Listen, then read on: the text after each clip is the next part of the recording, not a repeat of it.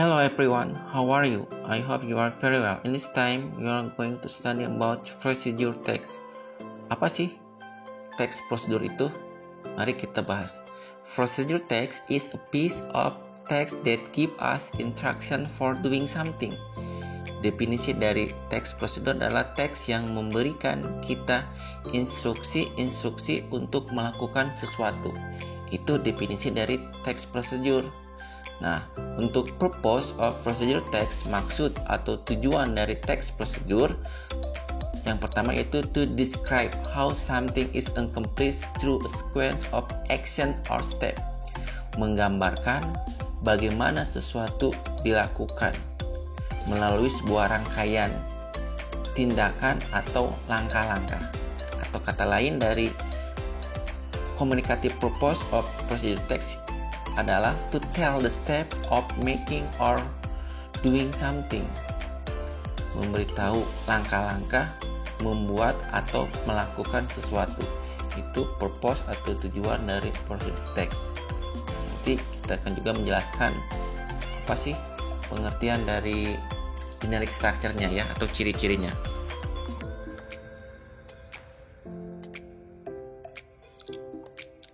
Untuk the generic structure of procedure text atau ciri kerangka dari teks prosedur itu ada 3. Yang pertama aim, goal atau tujuan, yaitu teks yang memberikan informasi tentang maksud dan tujuan terletak pada judul teks dan digunakan untuk menunjukkan tujuan dari teks tersebut. Jadi ciri yang pertama itu goal ya. Contohnya misalkan how to make noodle, bagaimana cara membuat noodle gitu, atau mie. Ciri yang kedua ingredients, material atau bahan-bahan, berisi bahan atau alat yang diperlukan dalam langkah-langkah melakukan prosesnya. Ada juga teks prosedur yang tidak menggunakan ingredient atau material. Contohnya bagaimana cara kita mengoperasikan TV atau komputer, itu tidak ada bahan-bahan. Nah, gitu. Contoh untuk yang menggunakan bahan-bahan misalkan cara membuat kue atau the material to make an omelette, cara membuat omelet ya, telur dadar. Contohnya bahan-bahannya ada telur, bawang, minyak sayur, garam dan lain sebagainya. Untuk ciri yang ketiga dari prosedur teks yaitu step atau metode, berisi cara atau metode langkah yang dilakukan untuk mencapai tujuan pada teks tersebut. Dia dijelaskan langkah-langkahnya dari mulai pertama sampai terakhir. Itu ciri-ciri dari generic structure dari prosedur teks. Untuk ciri kebahasaan prosedur teks yang pertama yaitu menggunakan simple present tense, bentuk kalimat yang rumusnya subjek tambah verb 1. Yang kedua menggunakan imperative sentence, kalimat perintah, kalimat yang biasanya digunakan dalam bentuk prosedur teks. Contohnya don't mix, turn on, cut into slices dan lain sebagainya. Itu contoh dari kalimat imperatif, memerintah. Atau dalam bahasa Indonesianya misalkan campurkan, potong, iris, masukkan ke dalam wajan. Nah, itu adalah contoh dari kalimat imperatif. Ciri berikutnya dari kebahasaan prosedur teks yaitu menggunakan connective obsequent atau menggunakan kata penghubung.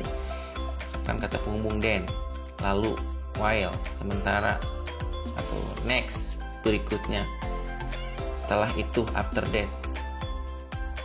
Itu adalah contoh-contoh dari connective obsequent, kata penghubung. Yang kedua menggunakan numbering, first, second, third, itu untuk dalam bentuk langkah-langkahnya. Pertama-tama, second, kedua, third, ketiga, dan seterusnya. Menggunakan action verb, yaitu kata kerja yang menunjukkan tindakan. Turn, nyalakan, flag, put, menyimpan, flag, mencolokkan ya ke ini listrik dan lain sebagainya. Menggunakan adverb, kata keterangan, slowly, dengan perlahan, carefully, dengan hati-hati dan lain sebagainya. Itu adalah ciri-ciri dari kebahasaan prosedur teks. Nah, untuk contoh prosedur teks di sini ngejelasin bagaimana cara mengoperasikan atau menyalakan TV. Television can be operating easily. Nah, televisi bisa dioperasikan dengan mudah. We can turn on and change the channel of television set easily. Kita bisa menyalakan dan merubah channel televisi dengan mudah. To on this television, we need cable and stop contact. Untuk menyalakan televisi, kita membutuhkan kabel dan stop kontak. Then follow this instruction. Kemudian ikuti langkah-langkah berikutnya. Itu adalah the aim or goal, ya, tujuan dari menyalakan TV. Nah, berikutnya itu step atau metode langkah-langkahnya. Yang pertama, connect the cable of television to an AC wall outlet. Hubungkan kabel televisi dengan aliran listrik yang ada di dinding. Yang kedua, switch the television on by pressing the button of the power. Yang kedua, nyalakan televisi dengan menekan tombol power. 3. Choose the channel you like by pressing the button of the channel. Choose, yaitu pilih channel yang kamu suka dengan menekan tombol channel. 4. Enjoy the program you like. If you want to turn on the television or change the channel from far distance. Nikmati program yang kamu suka. Jika kamu ingin menyalakan televisi atau merubah atau mengganti channel dari jarak jauh, use a remote. Gunakan remote. It will help you to operate the television easily. Remote akan membantu Anda untuk mengoperasikan televisi dengan mudah. Lihat di bagian step, ya, connect, switch, choose. Itu contoh dari kalimat imperatif, ya, menyuruh. Itu mudah-mudahan setelah diberikan contoh dari prosedur teks sudah bisa memahami dan dimengerti.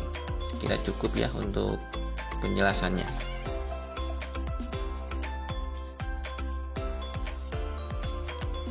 Okay class, I think that's all for our meeting now, and I hope you can understand. Don't forget to subscribe, like, and comment my channel. I will close this meeting by saying see you next meeting. Bye.